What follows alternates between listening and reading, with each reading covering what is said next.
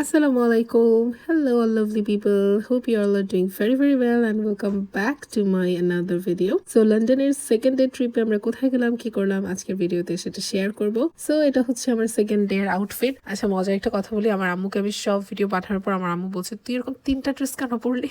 তো আম্মু আসলে জানে না যে এখানের যে ফ্লাইটটা আছে রায়ানিয়ার এটার এত বেশি স্ট্রিক্ট যে ব্যাগের ওজন 19 থেকে 20 হলে ওরা 75 ইউরো করে চার্জ করে, যেটার কারণে সবাইকে অনেক লিমিটেড একটা স্পেস পেতে হয়। যদিও বা আমরা 20 কেজি এক্সট্রা নিয়েছিলাম, বাট যেহেতু বাচ্চা আছে বাচ্চাদের 6 দিনের জন্য আমার প্রায় 7 থেকে 8 জোড়া কাপড় নিতে হয়েছে। তারপর আমাদের আরও অনেক অ্যাক্সেসরিজ ছিল, সব কিছু মিলিয়ে আসলে 20 কেজি ওখানেই কাভার্ড আপ হয়ে গিয়েছিল।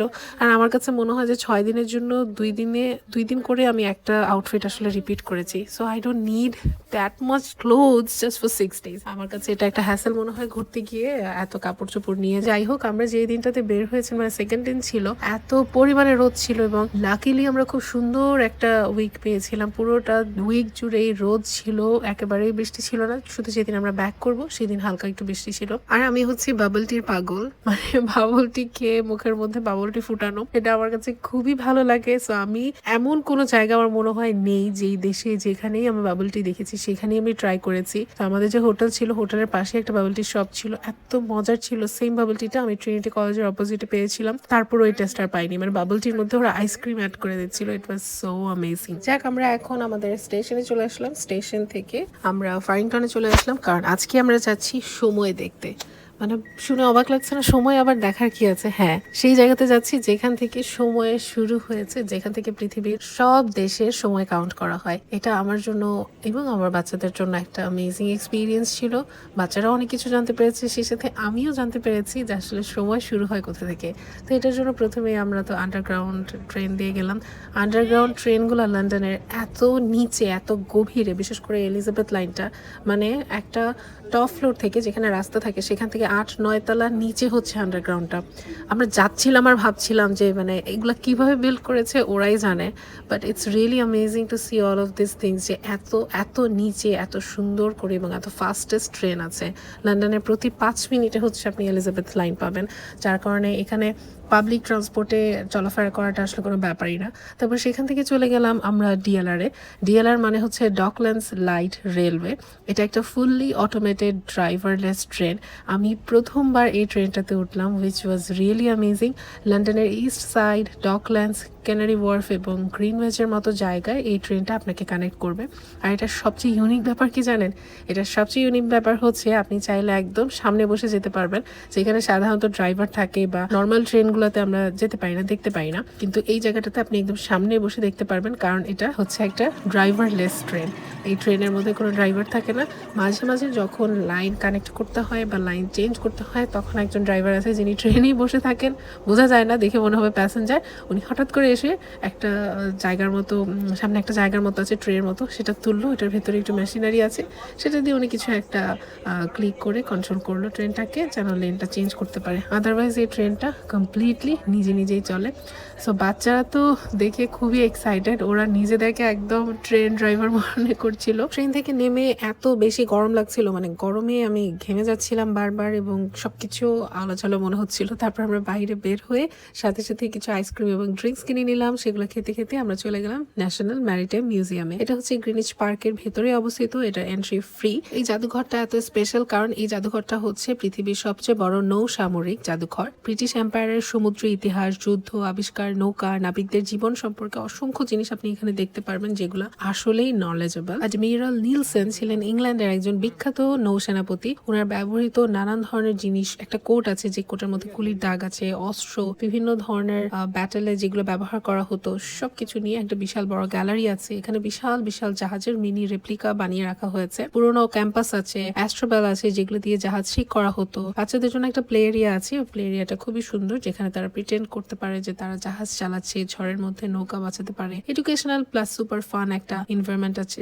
সেখানে। আপনি যদি ইতিহাস সম্পর্কে জানতে আগ্রহী হন তাহলে এই মিউজিয়ামটাতে একবার ঘুরে দেখবেন। এখানে আপনি অনেক কিছু জানতে পারবেন এবং বাচ্চাদের জন্য এই হিস্ট্রিগুলো রিয়েল লাইফে জেনে নেওয়াটা, নিজের চোখে দেখে জানাটা অনেক বেশি ইম্পর্টেন্ট। সেখান থেকে আমরা অবজারভেটরির দিকে চলে যাব, কিন্তু যেতে আমরা কুইন্স হাউসটা বাইরে থেকে দেখে নিলাম, ভেতরে যেতে চাইনি। এটাও ফ্রি এবং এটাও ম্যারিটাইম মিউজিয়ামের পাশেই। কিং জেমস 1 1616 সালে ওনার wife wife queen Anne of ডেনমার্কের জন্য এই বাড়িটা বানাতে দেন। এটার নাম করা হয় কুইন্স হাউস। এটাই ছিল ইংল্যান্ডের প্রথম ক্লাসিক্যাল স্টাইল বিল্ডিং। আমি এখন যে জায়গাটায় আছি সেটা হচ্ছে গ্রিনিচ অবজারভেটরি এর বাইরের পার্টটা, এবং আমরা টিকিট কেটে এখানে ভেতরে ঢুকবো। আমাদের 4 জনের টিকিট কাটতে এখানে খরচ হয়েছে প্রায় 72 পাউন্ডের মতো। It is quite expensive, but lifetime এক্সপিরিয়েন্সের জন্য একবার আসলে টিকিট কেটে এখানে যাওয়াই যায়। যেহেতু এখান থেকে সময়ের হিসাব শুরু হয় আর এটাকে জিএমটি বলে, মানে গ্রিনিচ মিন টাইম। পুরো পৃথিবী এই জিএমটি কে ঘিরেই কিন্তু ইস্ট এবং ওয়েস্টের দিকে ভাগ হয়ে গেছে। এক এক দেশের এক এক ঘন্টা বা যোগ বিয়োগ করে তারা নিজস্ব সময় বানিয়ে নিয়েছে। যেমন ধরেন বাংলাদেশে আমরা আছি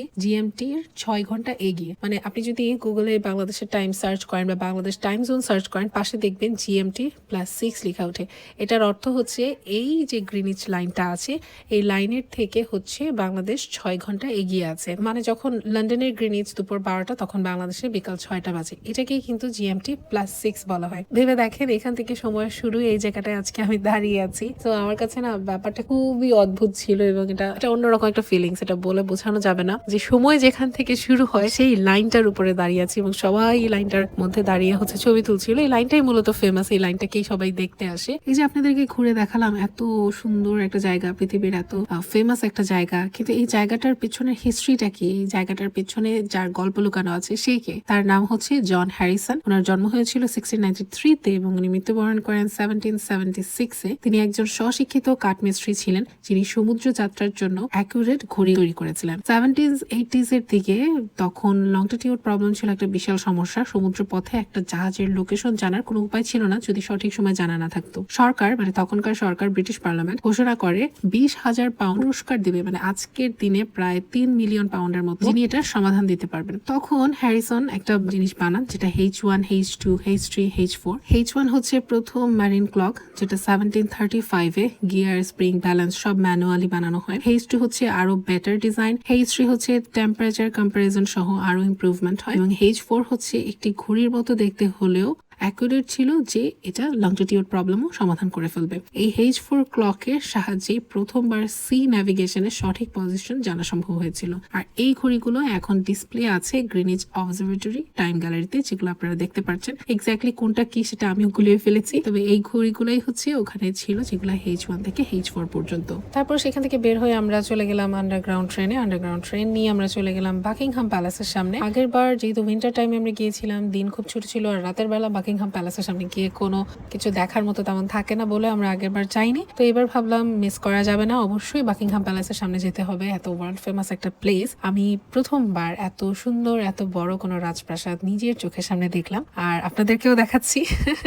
এটাই হচ্ছে বাকিংহাম প্যালেস, অর্থাৎ ব্রিটিশ রাজার আসল বাসভবন। লন্ডন ঘুরতে আসলে এটা যদি না দেখে কেউ তাহলে আসলে তার ঘোরাটা একটু অসম্পূর্ণ। এই প্যালেসের ইতিহাস বেশ পুরনো এবং এটা প্রথম বানানো হয় 1703 সালে। তখন এটা ছিল একটা প্রাইভেট ম্যানশন। এটাকে তখন বাকিংহাম হাউস নামে পরিচিত ছিল। পরে 1837-এ কুইন ভিক্টোরি এটাকে অফিসিয়াল রয়্যাল রেসিডেন্স হিসেবে ঘোষণা করে। তখন থেকে এটা ব্রিটিশ মনার্চের একটা অফিসিয়াল বাড়ি। এটা ফান ফ্যাক্ট হচ্ছে এই প্যালেসে আছে প্রায় 775টা ঘর, এটার মধ্যে 78টা হচ্ছে বাথরুম। আর এই প্যালেসের ভেতর আছে বলরুম, রয়্যাল গার্ডেন আর এমনকি প্রাইভেট সিনেমা হল। ভাই থাকবে, এটা হচ্ছে রাজপ্রাসাদ, আমাদের মতো আমজনতার বাড়িতে তো আর থাকবে না। তো যাই হোক, সামনে থেকে দেখতে পেরে খুবই ভালো লেগেছে। আর এই প্যালেসের সামনে সবচেয়ে আকর্ষণীয় একটা দৃশ্য হলো changing of the guard ceremony. এটা বেশিরভাগ সময় সকাল 10টার দিকে হয়। আমরা সকালে না যেতে পারাতে এটা দেখতে পারিনি, তবে লাল কোট আর কালো টুপি পরা রয়্যাল গার্ডসদের অত্যন্ত গম্ভীর ভঙ্গিতে পাহারা দেওয়াটা দেখেছি। মানে দেখে মনে হচ্ছিল এরা কিভাবে মানে দিনের পর দিন সারাদিন এভাবে হচ্ছে এত ভারী একটা স্যুট পরে দাঁড়িয়ে থাকে। আর ওদের টুপিগুলো কিন্তু আসলে বিয়ার স্কিন দিয়ে বানানো হয়, যেটা প্রায় 40 সেন্টিমিটার লম্বা। আসলেই একটা মজার ব্যাপার। আর জুলাই থেকে সেপ্টেম্বরে এই যে প্যালেসটা আছে এটার কিছুটা অংশ খুলে দেওয়া হয় ট্যুরিস্টদের জন্য, বাট আমাদের আর যাওয়ার ইচ্ছে ছিল না, আর সময়ও দেরি হয়ে গিয়েছিল বলে আর আমরা যাইনি।